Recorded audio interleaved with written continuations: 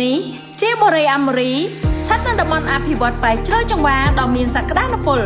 ទីនេះជាកន្លែងរស់នៅដ៏ល្អបំផុតដែលប្រណិតភាពបានផ្សារភ្ជាប់ជាមួយនឹងធម្មជាតិដ៏កម្រ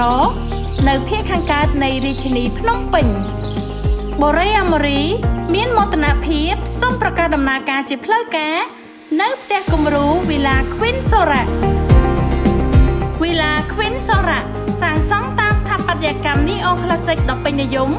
សម្រាប់សំណង់ធំជុំវិញពិភពលោកវីឡា Queen Sora កម្ពស់3ជាន់មានទំហំផ្ទះ10.6 x 14 ម៉ែត្រទំហំផ្ទះធំបង្ហាញពីឧត្តមភាពនៃការរស់នៅឆ្លើយតបទៅគ្រប់តម្រូវការទាំងផាសុកភាពនិងសោភ័ណភាពផ្ទះនេះផ្ដល់អត្ថិភាពពិសេសទៅកាន់ម្ចាស់គេហដ្ឋានដែលទទួលបានលំហឯកជនពិតនៅបន្ទប់មេគ្រួសារមួយជាន់ពេញដូចជាបន្ទប់ធ្វើការបន្ទប់ទទួលភ្ញៀវបន្ទប់ដាក់សម្លៀកបំពាក់ដ៏ធំទូលាយនិងពិសេសបន្ទប់គេងដ៏មានផាសុកភាពការតុបតែងដ៏ទំនើបនេះ